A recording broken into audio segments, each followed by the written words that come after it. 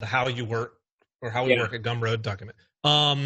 So that whole sort of system where you've got the icebox and like you move across these different sort of states of an idea existing, that makes sense if you think of like a small item. But where I'm trying to figure out or understand is when you've got this, what is a big feature, which I think you call like a tentpole or something, like what does that look like logistically? Yeah, totally. Yeah, it's a good question. I think like, yeah, you're 100% spot on. Like when you have like a bunch of bugs basically, right? Like it makes total sense to have kind of like a Kanban board or whatever people call it, moves. And there's like very clear, like this is bug is fixed, right? You can email whoever and do whatever. So yeah, I think what would be awesome is I can just show you, I'll share my screen and I can kind of walk you through like memberships. So memberships is like the big thing we've been working on for like a long time. Yep. So let me share my screen and I'll show you that. So yeah, for folks that don't know, Gumroad is a software that helps creators sell digital products. And we're sort of a la carte Shopify-esque, and we're sort of branching out into a more membership sort of model. So let me show you what it's going to look like. So this is what it's going to look like. If you've used Kickstarter, Patreon, anything like that, you'll be familiar with this kind of layout and aesthetic and things like that. So, if you go to a Gumroad profile, it currently looks, like something like this, where someone will have, kind of like a profile, and then you can see the products that they have for sale. So there's going to be a new tab basically where, you can see that new tab is added right here. And then you can click it and see this view. And then to do that, there's a lot of functionality we have to build. That's the consumer side. There's all the creator side stuff, right? And so it's like a ton of stuff. And even talking about like when we started working on it is tricky because it's like, well, what counts as working on this feature, right? Like simplifying the orientation process, redesigning sign up. Like there are all of these little things that we've done in order to basically make it kind of like clean the room so that when this new thing enters, it has like a nice space for it. And that's typically how we work is we always we have like some big thing, like some narrative that we want to sort of like tell, like a story or something. That's like, we want to do memberships. We believe that creators are monetizing in multiple different ways, and we don't support like one of the big pillars of that. And we need to if we want to sort of like follow through with our vision and mission of helping creators earn money on the internet. And so, yeah, and then we work backwards. We're like, okay, what does that mean, right? And so, for example, let me pull up like our old roadmap. So that's right. And we use Notion for everything, which we really, really like. And you can see it like how, like I'm constantly, it's like a manifesto or an essay or something. I'm constantly tweaking it and and things like that. So we can like this day must have been crazy. Let's pick the end of the day. It's probably a bit better. But you'll see like at the end of, this is last year's roadmap. At the end, we had this goal, which we're still not at yet. So it's taking a long time, and which is fine. But it's kind of like a story. Like, okay, well, to do memberships, like what do we need for that? Well, and it's always like breaking everything down, like a kind of a tree. Like memberships, is, it's like when you play a video game, you unlock the skill, right? You get the dragon sword or whatever. But to do that, you need to do other things, and like have certain like strength and this and that, complete these quests. So I kind of have that mental model where it's like, okay, what are the two things we need that feed into this? What are the things that feed into each of those? And so memberships, like a big one is posts. Like that's sort of like the largest, most obvious thing that we don't do is we have no sort of blogging functionality. And memberships are all about that, right? You need a place where people can come and see all this content. So this is what it looks like. And so we're like, okay, well, we need to do posts. But to do posts, like we need to do other stuff. And, for example, we had to redesign the whole profile in order to include posts because it's like profiles before, like 2 years ago, were incredibly simple, like just like a list of products. And so we added filtering and sorting and all these things. And that was a really good insight for us because we were like, okay, we wanted to do this other thing, which is discovery. And if we want to redesign the profile, which is kind of a grid of products, like we can tackle sort of the quote being, kill two birds with one stone. Anytime we have an opportunity to do that, it's it's a win. And so it's like, okay, cool. We can just rethink what the purchasing or sort of that experience looks like. And so we redesigned discovery. We added this sidebar, which you would have probably noticed on this page that was not there before. So it was just like a 3x3 grid. We added all of these features that like everything we shipped on Discovered is now on this page.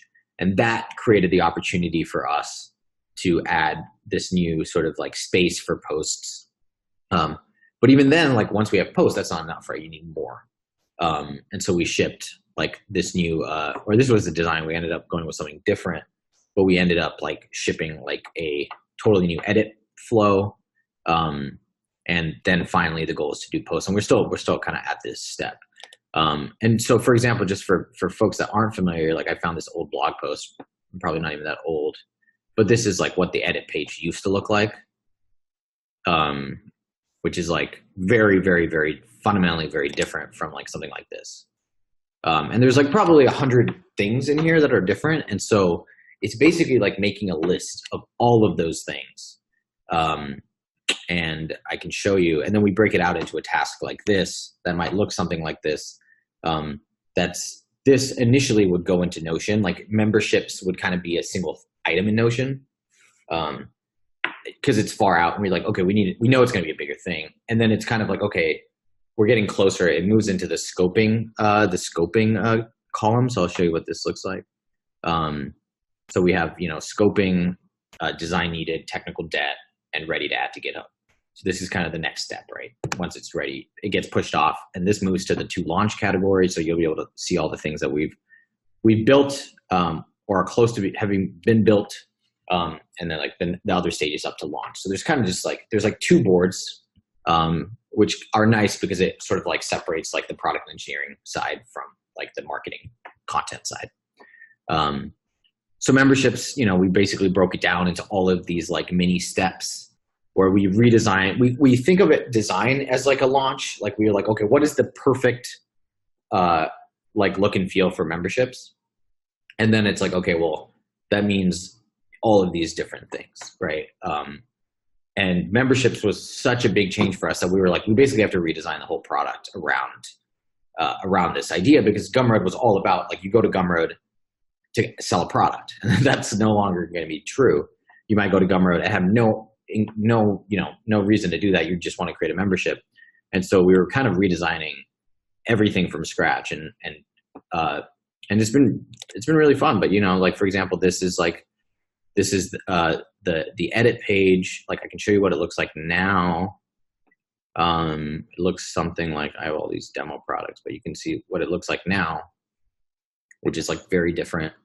Has a real-time preview on the side. Like it's much more form-like. Like one of the big epiphanies we had was this was attempting to be super WYSIWYG, which worked when you're only selling a product. It's like, cool. Like we have one thing that we help people do. It's going to look like that one thing. But the minute we wanted to be like, well, memberships, like what is that going to look like? Where does that fit in this world? It didn't work at all.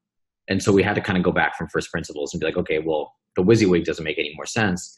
And that's actually great because we can build an edit and creation experience that's like fully built for editing and creating. And then you could have a separate real-time preview that shows what it's going to look like. And so that actually is one of the smartest things I think that we decided has been totally worth it. And you can see fundamentally it's the same page, right? Like you have edit option share. It's now product checkout share. There used to be an edit preview toggle. We don't need that anymore. So we moved the URL up here. It used to be, down here. It's just a lot, I think, easier to understand. A lot of small wins, basically, just like tons and tons and tons of small wins.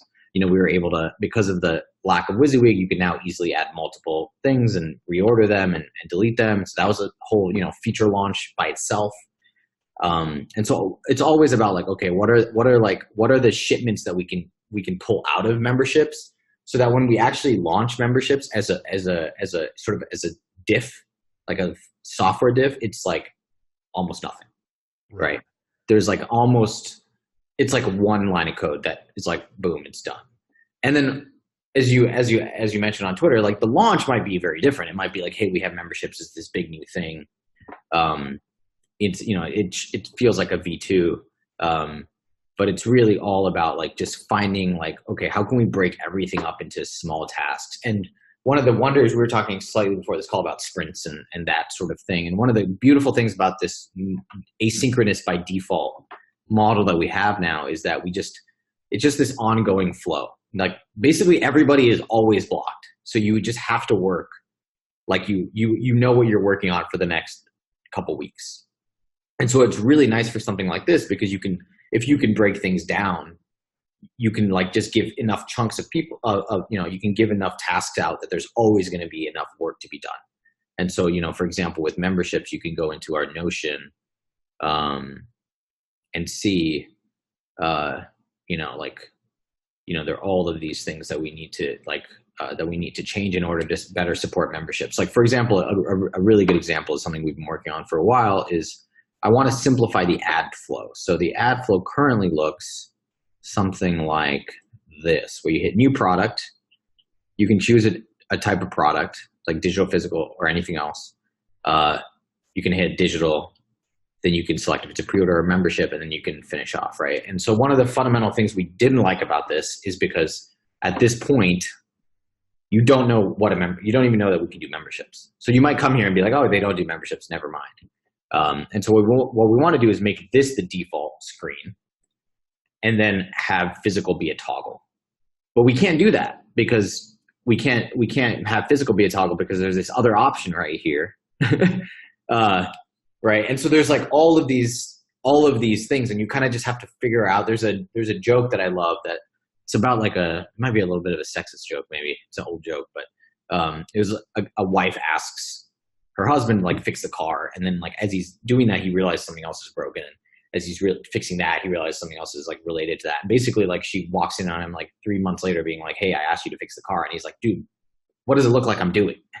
Right. It's like in his head, he has like a path, right? Yep.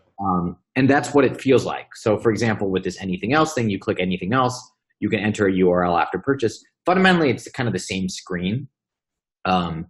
It's just you have a new option because you don't upload files. So what we did was like, well, let's not upload files as part of this. For example, you can see up here that file uploading used to be part of this screen. We redesigned this whole thing as well. We decided no gray backgrounds for contrast reasons. But what we're going to do is move this out of this, so it's actually going to be right here. So you'll be able to add it as like an option right here, as on the edit screen. That's where you add files. And so this will go away. Once that goes away, now that will be its own shipment where it's going to move over there. And this will still be there. Then the next shipment will be removing this. So then we're going to have two options. Then the next version is going to be moving to a toggle.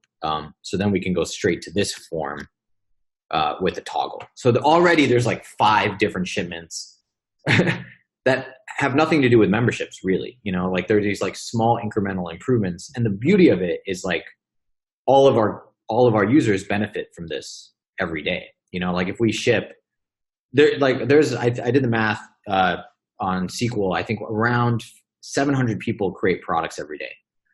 So like for me, like the idea that we're going to wait 6 months to launch something, I'm just like, there's 6 months worth of, do the math on that. That's a lot of people. That's thousands and thousands of people that, might drop off or have an easier time if we're shipping sooner. And it's not perfect. Like for example, what's really frustrating here could be, there's no way to go back to that previous thing, right? You have to hit cancel and go back and do it again. And it was just like, that's, you do have that problem where you do release things that are slightly weird because you're kind of transitioning. But that's just the nature. Well, so like the transition part. So yeah, presumably, you attempt to break it into shippable components as much as makes sense, but I'm guessing you might be in the middle of a given shipment and be like, this really should be broken down even more. Yeah. Or I guess, is that pretty common? Or yeah, it happens for sure. And sometimes we'll hide buttons. Like we're like, there's no way this is gonna be like a 3,000 line diff and have back. So what we'll do is we'll do all the back end code for it, and then we'll just hide the button, put it behind a flag or something. And so that way we can test it over time and maybe even give it to a couple creators that really want it and are willing to deal with like kind of the weirdness of it. But I'm almost always more comfortable with like being like improving the product in a way, if it makes something slightly worse, if I know in a week or two, that thing's gonna go away anyways.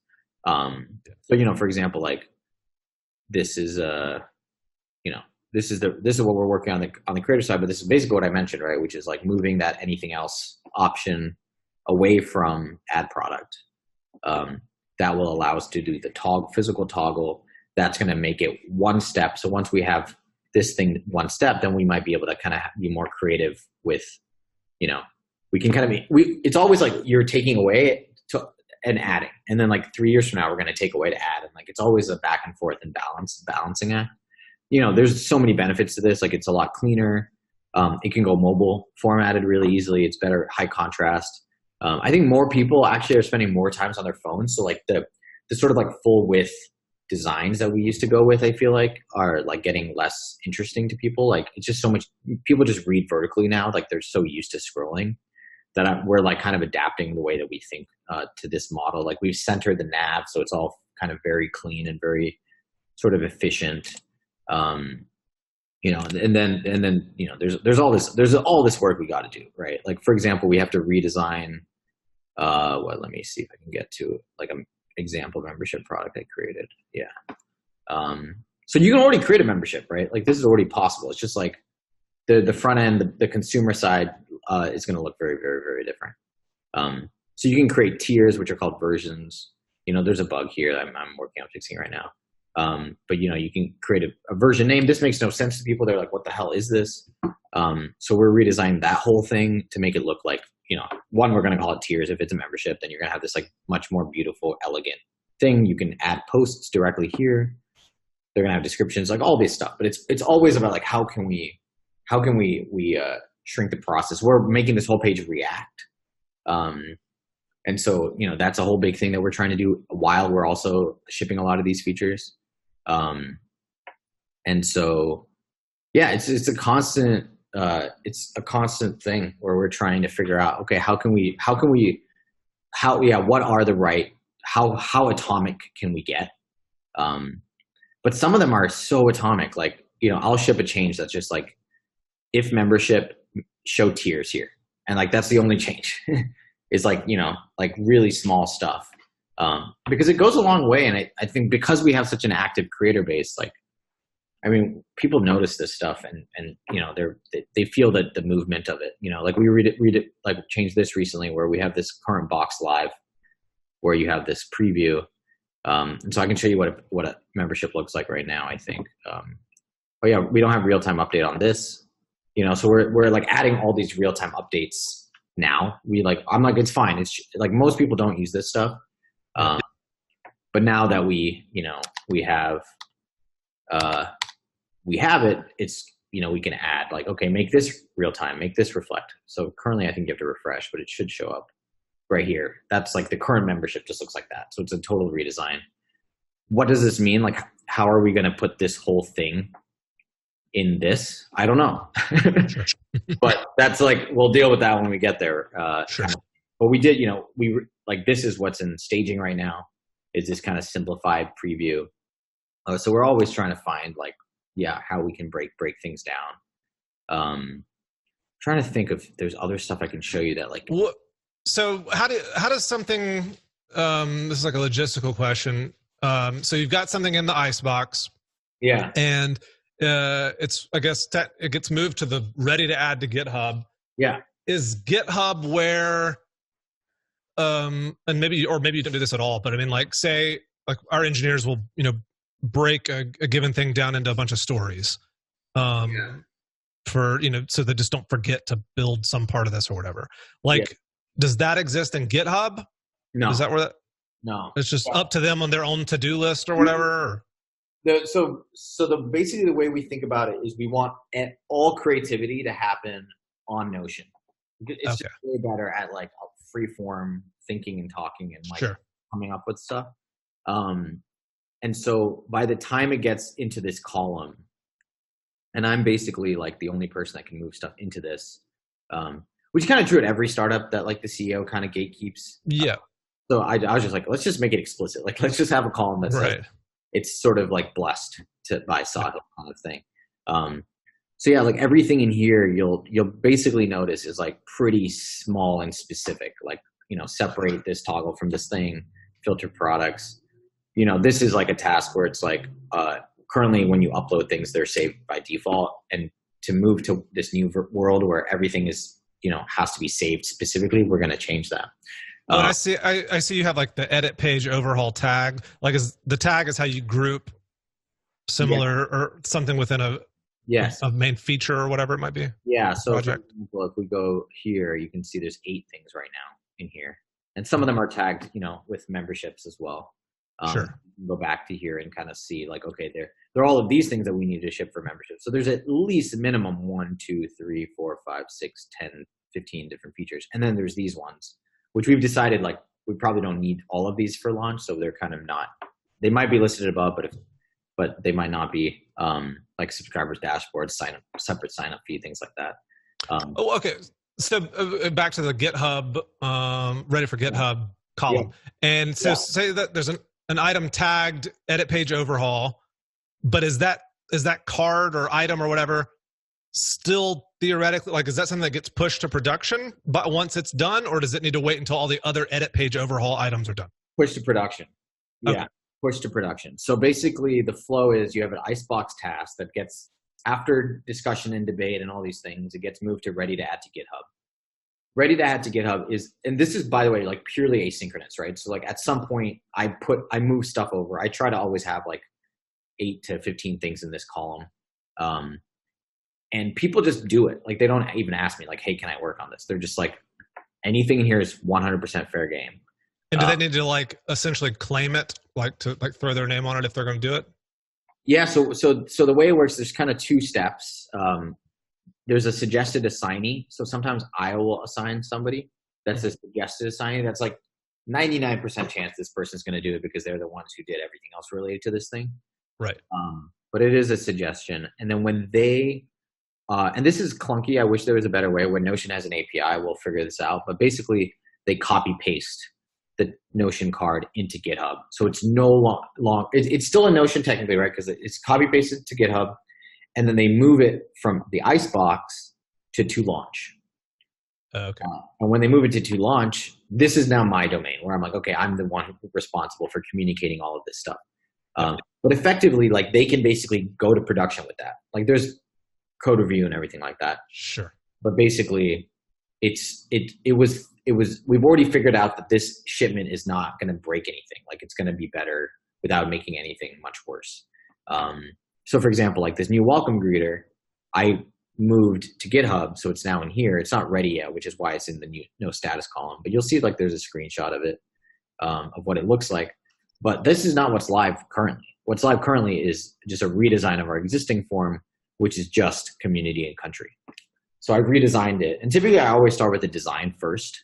Like if I had to really like generalize, it would be like take a feature, figure out like what design wins and discoveries do we have that we can implement today without that feature. And then implement all of those things, like redesign the nav, redesign the layout, make the background white, make the button full width, et cetera, like all these sorts of things. And so I did that. And then, so you can see new simplified design right here. And then I still need to do all of these ones before we actually feel like this is complete. And what complete means basically is that we're going to tell users about it, right? So that's this ready to launch column. So there's currently nothing that we have launched that we've shipped to production that we want to tell a huge amount of people about. So for example, this is close, ready for polish, which is what I was talking about, which was cleaning up. This sort of like white background is pretty new. We've shipped this on the left change. We're updating the preview box. And once we do that, that's going to be done. And then we'll do that as a launch or a tweet, probably not even a launch. So we very rarely, honestly, like we almost never even announce things anymore. And it turns out like there's very few things that are really worth like email. We have 100,000 people on our email list. So if we want to email someone, it has to be like a functionality improvement typically. Like memberships, we'll do, and then we have tags. So you'll see the big announcements tag. So you'll basically like hear no secrets. Like you're probably going to know what's going to come out from Gumroad. We're going to do this email newsletter blast. big announcements. We're going to announce 3 new themes like dark mode and, you know, a couple other ones that we really like. Memberships, one-click upsells, image thumbnails. You know, you could even see those on our roadmap. So, you know, you'll see, this is what I was talking about, the custom delivery. We're moving into files. We're redesigning this flow, all these the tiers and things like that. Even this is like an intermediary step because it's this first, and then it's going to look like the design for tiers, which is going to look different. And image thumbnails, and then finally memberships. So it's always like, you know, it's like, it's basically like you have a thing, like what can you pull ahead of it? What can you pull? Right. I mean, by the time you get to it, you're like, there's like, oh, you've done everything, you know? Sure. It's like if a product's going to require some sort of like new UI thing, then like go ahead and do the UI thing so that there's like a standard in place for when you ship that feature. Exactly. Okay. And I think in general, people, it comes with time, but yeah, you just figure out like, okay, we're going to ship memberships. So a good example is we're going to ship memberships. With this flow, it's been really simple. It's not good enough because we need to move to a world like this. You know, people are going to want this. But what this needs is a description per tier. So we're going to have to add a description per tier. So basically, where I'm trying to go. So basically, you know, to do that, we're going to have to add version and then, you know, add a description box, right? Which is basically what you see. Oh, no, what you see in Notion in the roadmap up here, right? We're adding a description box right there. So this will be what we'll do. It's like we'll just have a shipment that's just like, and even this shipment will be broken up into 2 things. It's going to be broken up into actually 3 things. Migration, like just the database changes, the schema changes. Then it's probably going to be like the front end on the buying experience, which we might be able to, you know, we'll be able to add descriptions ourselves and then see what it looks like and do that. You're muted, by the way. So on the database migration, like that is also, that's broken up into its own. Yeah, and we always do migrations first. Yeah. Okay. So migrations happen like basically on their own, and then it would be and then it would be finally this, which would be like adding the actual box to allow users to add their own description, and that's going to be for versions, variants, and tiers, and then that way when we get to, you know, this layout, it's just like, oh, just making, you know, changing the visual aesthetic of it, or vice versa. I might say, okay, let's see if we can do this visual aesthetic first, right? Like, okay, we need, you know, we enlarge this thing, we make it gray, we do the collapsing and expanding. So there's, it's always like, and the beautiful thing about software is like you can typically figure out modular ways to do it. So it's not like there's one step, and I'm sort of a full stack designer, engineer, hybrid person. So like literally every day I'm like, what 5 small different random things can I do? And it's great because what it does is it massively simplifies the code review process. Because if you're reviewing like 3,000 lines of code, you're just like, sure, it looks good. Yeah. But if there's like one change and it's like, if membership tiers, else versions, you're like, cool, I know what that does. Okay, so you say you break all this stuff down into these like shippable components, and like, is there ever a time where you prioritize those items? I mean, because like I guess imagine like you ship a database migration that sets up the next thing, but like somebody's not working on that next thing. There's no we could have things that are just sitting there ready to go. And because we feel comfortable, like we've decided this is not going to it's not like for 6 or, you know, up until we get to that point, we're going to feel weird or it's going to feel off. It's like, no, there's just like an extra column in a database somewhere for a while that has no performance impact or anything like that. Sure. Right. Well, I guess you sort of force that a little bit by like what you put in the ready for GitHub. Yeah. And there's definitely, that's probably the most art side of it, right? Which is like, figuring out like what order roughly are we doing things. And but it's nice because we basically have a singular focus right now, which is memberships. And so even everything here, this image thumbnails even. Like this is probably actually going to go below memberships. I can even move it down real time. This is all prepping for actually I'll move it here. For memberships, right? And so they're related. You can always kind of tell that they're related.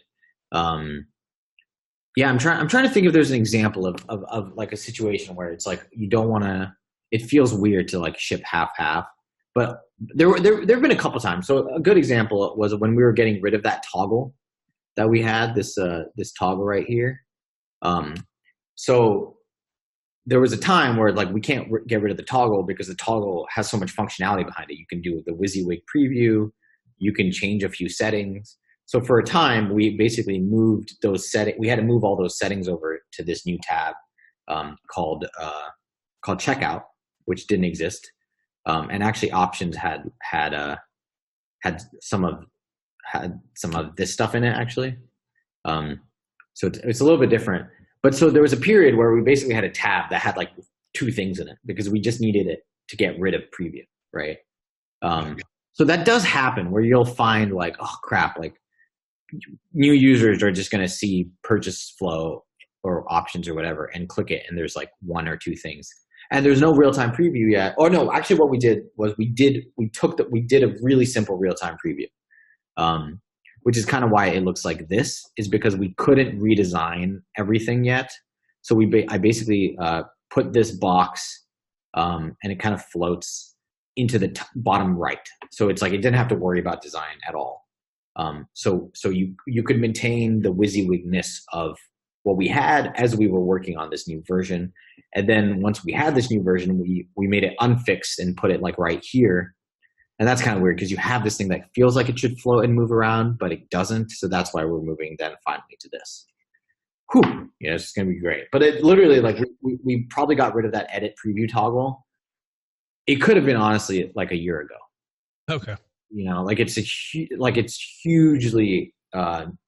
It takes a lot of time, and it's always and I notice like it's hard because one of the things you lose this way, I will say, is you can't measure a lot of this stuff because you're making so many incremental changes every day or every week that you're just like, it's not like we did this and 20% rise in this or that, right? Yep. And so, and the beauty, and actually one of the reasons I feel so comfortable being open about this stuff now is because we're growing quite well. Sure. But when people are like, Sahil says that like NPS is stupid. By the way, Gumroad is flat. Like, no wonder. Right. It's like, you kind of can't help but, and we've never used any NPS. We were probably, we also have a different kind of team. If you hire someone whose job it is to like improve the onboarding flow, and they're just like, hey, I shipped 50 things. You want some accountability. Like, well, when it, and now Gumroad, we're just in such a different place. We're profitable. We're not looking for growth necessarily. Like, if it happens, it happens. We can really start taking our time. Like memberships, we've been working on easily like the designs for over a year. And like even like these are public numbers, but last year we grew 40%. And this year compared to January, so just only 20 something years today, but we're up 61%. So our growth rate is growing. We're accelerating. We're kind of like hitting something. Sure. I mean, I'm comfortable with that too, in the sense that it's like really, it's almost impossible to like actually attribute, like some UI change or whatever to like actual growth. Like a lot of stuff's lagging indicators anyways. Yeah. 100%. So totally. I get that. That makes sense. Especially when with what you're building, what we're building, it's not like a social network where you can like make it easier to repin something. Like at Pinterest, we could like that, and it would be like 40% increase in repins. It's like, we like, people can do that all day long. There's no limit. Right. But selling products or like, like building a software business or SaaS business, like that just is going to take a lot of time. Right. You're not going to really be able to shortcut a lot of this stuff. And so, it's just always constantly, finding like what is like the smallest shipment that we can do today. So this, slightly changing gears here. So, and you mentioned this briefly in your document, but bugs, like how do those, this may be a byproduct of the fact that obviously there's a lot that the app does, but I think of like, we have an insane number. We don't even call them bugs. We call them like accuracy or like edge case things where you're dealing with like the analytics side where there's just a mismatch. So like we spend an inordinate amount of time dealing with that stuff. Yeah. So like, how do you guys handle sort of like just the weird things that crop up? Is it as simple as like a couple people report it, so we're going to work on it? Or yeah, really, we try that. I mean, there are definitely like if it's money related, it skips like the whole queue, right? Basically. Okay. Yeah. So that we just had one today that was like, some user reported a negative credit, like a debit, I guess. But in our parlance, a negative credit. This is like technical debt built into the phrase. Sure. Yeah, so it's like, basically within 24 hours, we should tell them like why, why is that? But if it's money, especially money they don't have that they think they should have, the most likely it's not our fault. Like it's not broken. Sometimes it is, but often it's not. And it's just like a user. And that's always like, I really try to like, we have 2 part-time support people. That's all we've ever had. They do around 100 tickets plus a day. And it's always been that. It's literally like we've always had roughly the same amount of support cost, because as we grow, we just get better. Like the percentage of sort of like dollar per ticket kind of thing is trending up. That's the goal. But yeah, it's like, it's always a battle. And that's like honestly, sometimes the most brutal weeks is when you feel like you did a bunch of stuff, but then it's like you just have the same amount of bugs as you had last week. Right. What and it honestly, like I feel like it gives me a lot of empathy for like when you see a company and they haven't shipped anything in the year or something, you're like, oh, I know what they're probably doing. They're probably just fixing an insane amount of small bugs here and there and really getting their ducks in a row.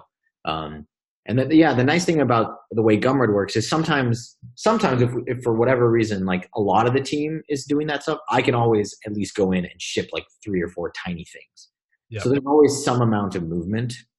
And it's kind of it's kind of why I preach this like learn to code thing. I know people get upset by it sometimes, but just like the idea that you can jump in and do something. And because I'm the CEO, I can skip everything, right? I can move it all the way into production effectively if I really wanted to. And I mean, anyone can do that. It's just, I'm the person who can't get fired kind of thing. So yeah, that gives, and honestly, sometimes like if I sit down, it feels like I can double the shipping speed at Gumroad. I can't actually do that, but just because I have so much context and I've been working on this thing for so long, and I talk to creators as a significant part of my week. Sometimes I'll meet with a creator and they'll be like, oh man, it'd be so cool. Like, I add discount codes like on the train, and like my tablet that I use, like this thing, like I need to tap it twice. And I'm like, literally if a big company would never fix that, because they're like, it would take a meeting, a thing, 3 months, it would take this whole thing that would cost tens of thousands of dollars operationally to ship something like that. Whereas I can just be like, that is 100% worth doing. I go home, I like open a PR. Sometimes I'll do it directly in GitHub because I know exactly what the fix is, like in my head immediately. I'm like, oh yeah, I know. You add 10 pixels of padding to this, or you do display block on mobile, by default, right? And then I don't know who benefits from it. I normally message that person, but I assume there's hundreds of people. And when you just do that long enough, like that 61% growth, I really do believe that's just like a function of like every single person has like a different story. They go through their life and they have an experience with Gumroad, and trying to like organize it into this data and say, okay, like 300 people, this and that, like it's just like we could have spent all that time just like shipping like 10 small things. And we're honestly like more reactive than a lot of people would think. Like it really is like someone will, and it's kind of the squeaky wheel gets the grease in a way. But in general, like some of the squeaky wheels make a lot of money, Sure. And they're reporting, they might be reporting bugs that a lot of other people have experienced. And so, yeah. And then also the other trick, and this is again, same kind of CEO power, but I'm going to launch a product on Gumroad this year, but I'll do occasional small things. And I'll fix every single bug that I find. I like literally every single one. So like I sold a bunch of physical paintings on Gumroad, and there were like 10 different small things. And so one of the features we launched, for example, was duplication. So you can like take any product and duplicate it. And you know, it just like creates a new product with that same name, same price, same file, same everything, basically. Different URL, but effectively everything else is the same. And then you publish it, you sell it. And it was great for me because I was selling all these paintings that were exactly the same. All I needed was a different preview and a different name.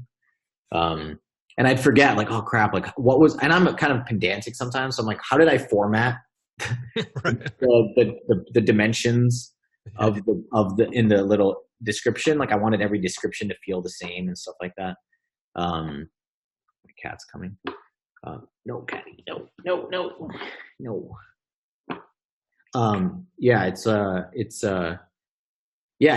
But you know, I know that like all of those small things like move the needle for somebody. Like somebody would have done what I did, which is like, I don't really want to sell painting because I know Gumroad is going to take 5 minutes instead of 3 minutes or 2 minutes or 1, you know?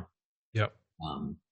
And we're always I was talking to someone actually the other day about Panic and Basecamp and like how some of these products are just so flippin' good and it's so like just insane.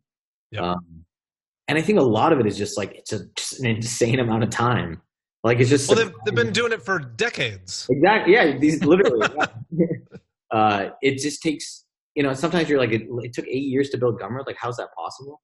But yeah, it takes a long time to like really like a lot of these, and that's why like some people, you know, they're like, are you concerned that you're so open about stuff that people are going to copy you or clone you? And I'm like, no. Like, no way. I know, like, it's going to take them. I mean, even if you were just purely copying us, it would take you a couple of years or something. Oh, sure. And that's just the stuff you see. That's not all. You know, like if you upload a video, we automatically pull in the size. We send it to Amazon. It's transcoded. It's going to stream automatically. We'll send you an email if it fails to transcode. And, you know, like all these subtleties. Totally. Most people, you know, it takes years to get to that point in a company's life where you're worried about that stuff. Yeah. You know, things like, for example, like these numbers, a real-time update. If you have like a lot of people want to launch a product and then stare at this page for a while. Sure. Things like that they might not pay attention to, or like, you know, this thing you can click or you can hover over these and it tells you like the approximated MRR and stuff like that for memberships, but not for everything. So only memberships, and that's tricky because you might have memberships that are monthly, but then you also have some annual customers, and obviously these are things you're very familiar with. But yeah, it's always trying to find like it just feels like there's low hanging fruit all the time. And like the beauty of it is like when you do get to something like memberships, like when you do finally have like a feature like tiers or something, I'm wondering if there's like something like this, you start to you just start to notice like more and more low hanging fruit. And it does feel like you just unlocked a new skill and you're like I can go clean up. Like when we moved to that new edit page for like 2 weeks, it was like 5 PRs a day of like, change that, fix that. Like, and it gave us so much confidence. That's the other thing about when you ship incrementally, it gives you confidence that you're on the right path. Right. It scares the hell out of me when someone's like, yeah, you know, we're launching V2. Like we haven't, you know, told anybody we have this big thing lined up. And I'm like, the thing with launches is like, they're very temporary. Oh, sure. It feels really good for that day, and then after that it's like, okay, now what it's like your product hunt, right? It looks like a shark fin. And and the beauty of Gumroad, the way that we've built it, and not to say that people can get here like immediately, but because we have so many people constantly going through the flow of signing up and selling literally every few minutes, I think there's a new person. It's like we could do something like we have what we do is we have cohort analysis that I just run manually, and you know, every month, and I'll show you that. And this is also public as well, but and it just gives us like a nice level. Again, you can't correlate this with or causate this with really anything because, you know, it's just like the market even is totally fundamentally different. Sure. Even like when we did layoffs, it was like here, you know, like it's just so. But you know, like so this is our yearly cohorts. And you can see like every, 2012 creators, 2013 creators, 2014. It's like almost like there was one year which we had a worse year off, which was 2016, because that was like post layoffs. We didn't do anything. We were just like maintaining the product. This was like, but guess what? Like all these other people kept going basically forever, like these people, I would assume, make $1 million a month forever. But you'll notice like once we really started focusing on like the spit and polish aspect of Gumroad, which was like basically a year ago, like this, I'm sure this will plateau at some point too, but this is like a fundamentally just kind of different cohort, it feels like, than any of these. Totally. And I think it's just like I think the reason that bug queue never goes down is like there's all of these different stories, people coming in different ways, doing different things, coming with like different weird data sets and stuff like that. And so it's like it's unfortunate, but there's not like one thing you're going to ship and it's going to get rid of like 30 bugs. It's like you're going to have to ship 30 different things for 30 different bugs for 30 different users. And like over time, you'll have a product like Basecamp and Panic have, and hopefully Gumroad. Like I feel like this is definitely not there yet. But it's finally getting there where I'm like, I feel really good about this page. But there's still stuff that, we can improve on it. And we're still figuring out like, oh, maybe if we made, made the nav, transparent. So it has more of a hierarchy here, and update the icons so that they're just like slightly easier to read. I should move this here. It's like, this is like not, I think, up to accessibility standards. And maybe we move create here so you can create a new product from any page.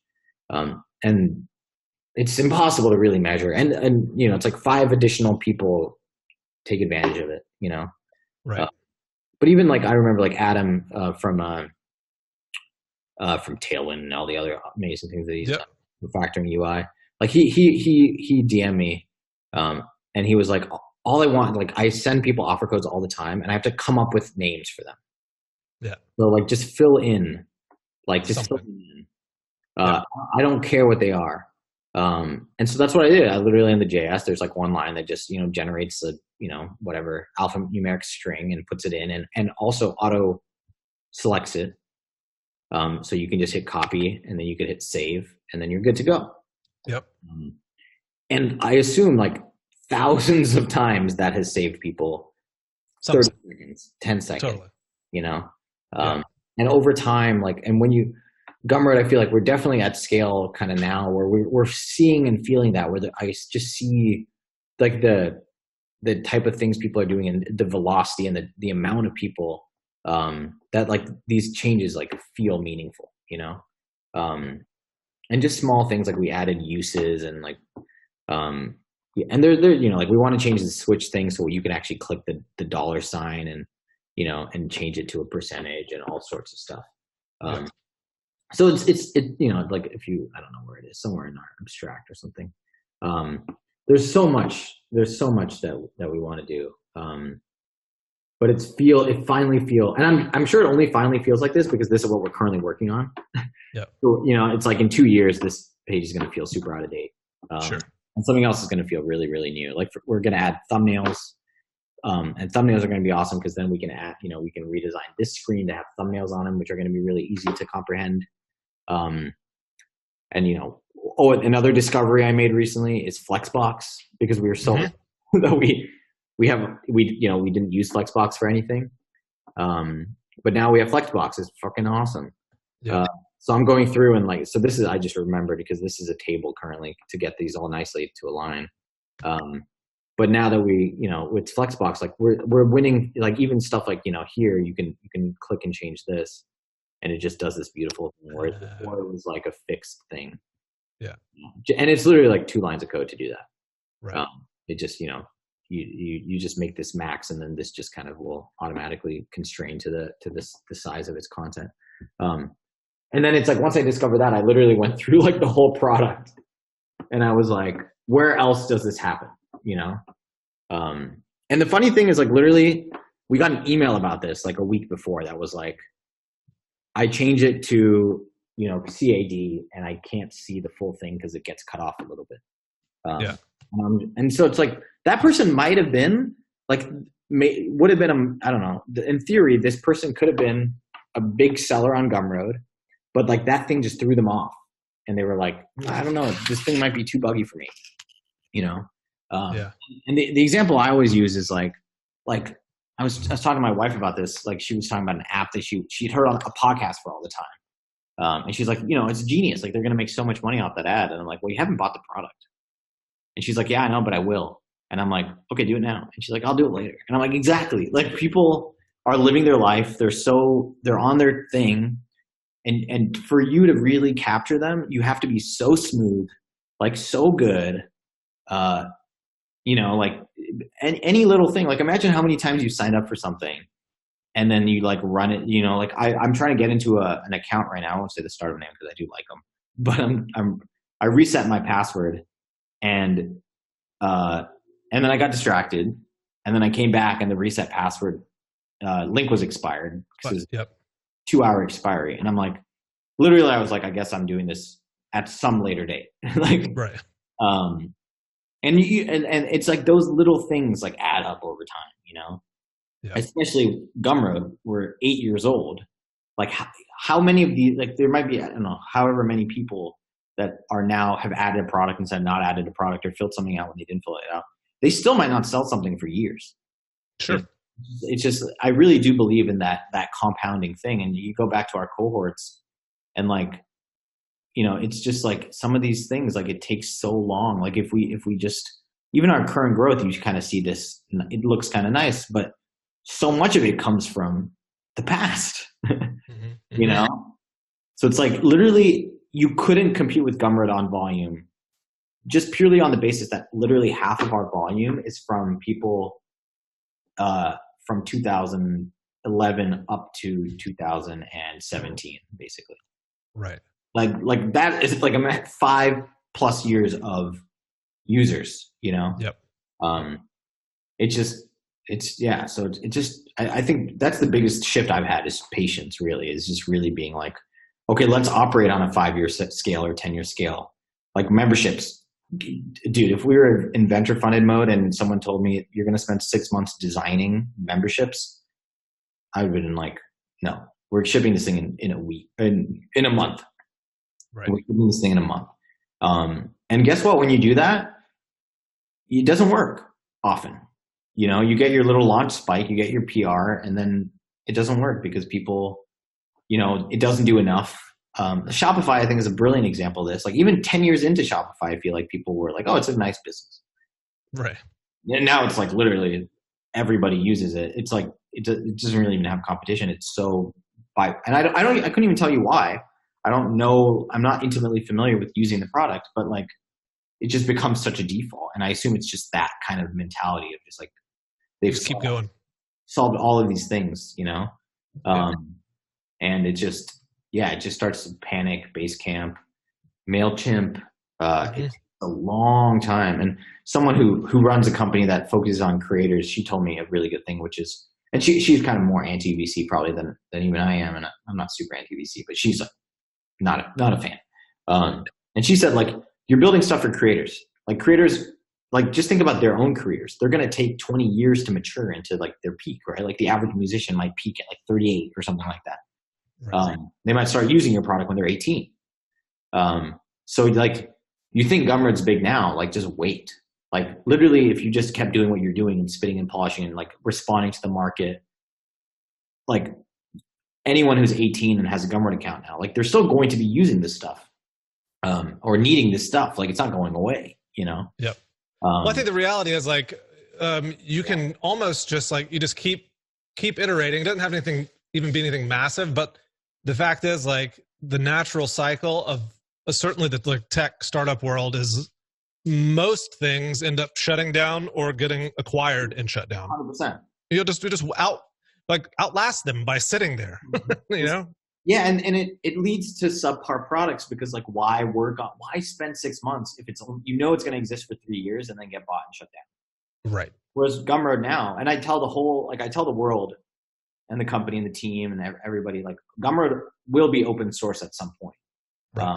It might take a while. I can't commit to a date, but we're working on it actively. Always same thing, trying to find the small wins. Like, oh, this is going to make it easier so that when we do get here, it's going to be a smaller shipment. And it just gives, I think, everybody, including myself, and the reason I tell people is so they can hold me accountable to it. And I still get emails all the time. They're like, 2 years ago you said this. And I'm like, it's happening, don't worry. But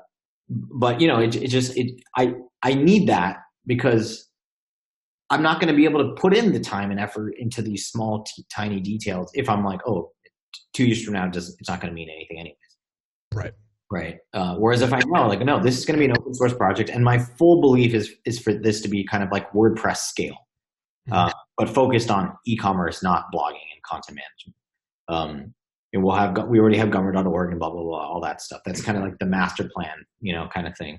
And it just gives me the confidence to be like, yeah, we can do these things. And when you get to profitable, then you have the financial confidence.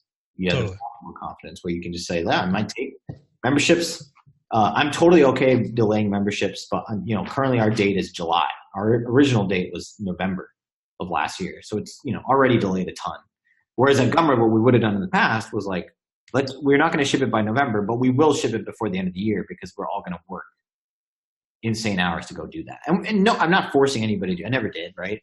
And that was this different mentality, because we needed that, because we needed to grow, because we needed to raise more money, and it's all ties back to these fundamental assumptions you make about how your business is going to grow in the future. Right.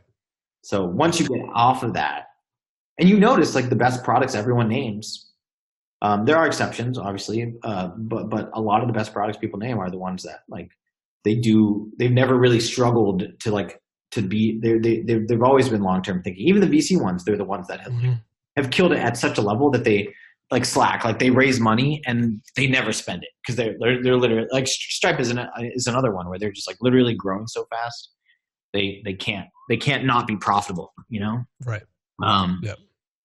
At least that's what I've heard. And Slack and some of these other examples too. And one last thing I'll say, I know this is running long, and I'm excited to hear people's feedback on it too, because I want to do more of this. But it's easy to look at some of these products and be like, they haven't shipped anything in years. Like you go to their blog and it's like 3 things last year, and you're like, oh, these guys suck. Like it's 2 of us in a room and we're out shipping them. One, they have scale, and just makes everything take longer, right? Right. But 2, I think they figured this thing out, maybe, right? Where they're like, actually, you're not going to win on features. You're going to win on figuring out the market, figuring out the use case, and then just getting so flippin' good at it. And just constantly refining it. And then it turns out you don't need any of those other features, or you could, you can do one of those every 6 months. Like Pinterest is a great example I always use because I'm familiar with it. But like they ship like a major feature, like maybe not even once a year, Right. Yep. And in the beginning, as I was like, Gumroad's going to outship them, and we're like this amazing engineering team, blah, blah, blah, blah, blah, blah. And it's like, guess what? They're a $16 billion company. And so yeah, people, it's like, these are things I feel like people all learn over time, but sure. You're typically not going to ship yourself out of like a small market, Right. Or ship yourself to like profitability or anything like. Yeah, exactly. Yeah. And a lot of these things, like I remember like, we were so focused on the software component of it that we were like, this thing is going to spread like wildfire. Like the internet is beautiful. Photons move fast, right? Like this thing's going to cover the world like a virus. But it's like, what we forgot was like, well, humans still need to be the ones selling products, making products, feeling comfortable. And the truth is like everyone drinks Coke. Everyone, uses Colgate.